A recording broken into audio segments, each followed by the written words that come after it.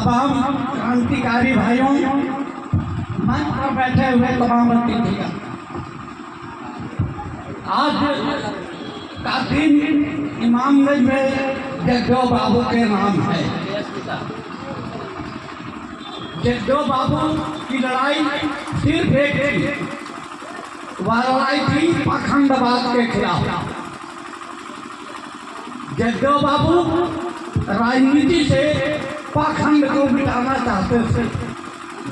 समाज में जो विषमता का जो पाखंड था उसे मिटाना चाहते थे, और समाज में जो सांस्कृतिक रूप से जो पाखंडवाद था, छुआछूत था, ऊंच नीच का भेद था, इसको वो मिटाना चाहता था।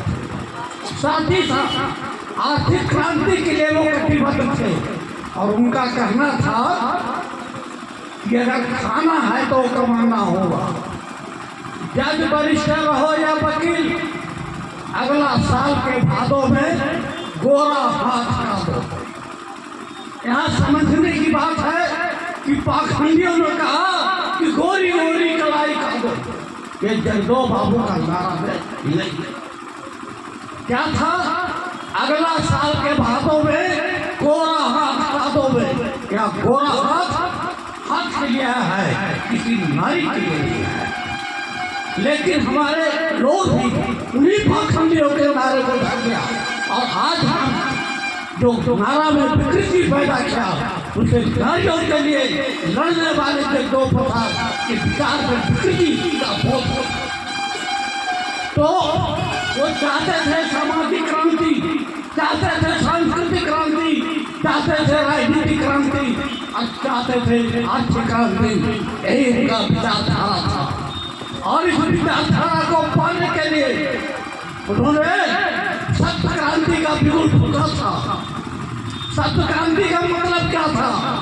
कि समाज में जो महंगाई चरम पर है, जो बेरोजगारी चरम पर है, और जो भ्रष्टाचार चरम पर है, उस पर रोक लगना चाहिए।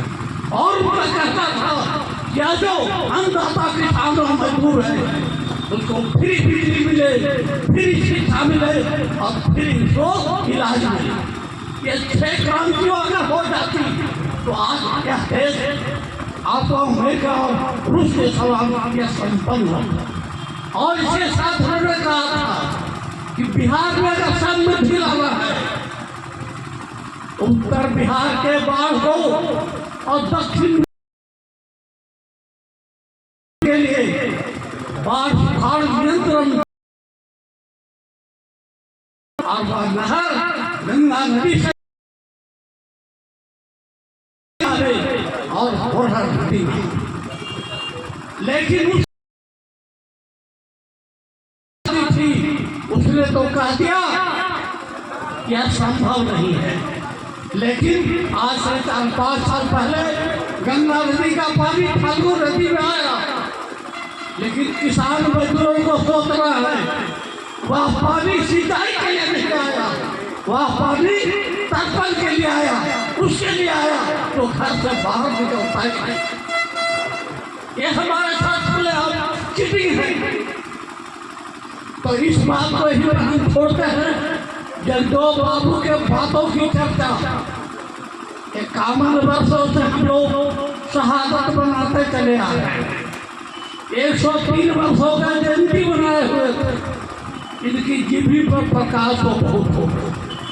अब इमामगंज में जगदेव बाबू के विचारों पर एक समिति बनी है, तो हम उस समिति के लोगों से आग्रह करेंगे, और तमाम जो लोग बैठे हुए उनसे निवेदन करेंगे कि जगदेव बाबू के विचार आप शुरुआत कब करोगे चलने के। एक अमन साथ का कम है, और जनहित के बेटी पर बलिदान हो गए, उनके कदमों पर एक कदम भी हम नहीं चल पाए, और ढोंग पाखंड करते हैं।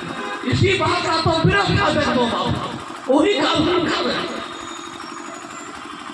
जब क्रांति की बिगुल बजती है तो डुमरिया के कोने से जमींदारों का विनाश हो जाता है, देश की आजादी मिल जाती है, और अंधार बन जाता है। लेकिन जब पाखंडियों का बिगुल बजता है तो रावी नदी के बगल का अपना जीत जाता है। लेकिन रानीगंज का पुल 7 वर्ष नवराज के बाद नहीं बन पाता। ये है पाखंड। इस पाखंड को पकड़ना पड़ेगा। आज हम देखते हैं कि हमारे बीच में जब पाखंडियों का मत बनता है तो बहुत जोरदार भीड़ होती है और कर्ता ध्वनि से आकाश घूमता है। लेकिन जब घटो विचार मंच की बैठक होती है तो फिर हिलने झुलने की होती है। लेकिन एक वक्ता बोल गया, वो अभी कहता हूँ कि जब बुद्धों को एक नारी ने ज्ञान दिया, सुजाता ने, तो अपनी बात को रखते हुए पाखंडवाद के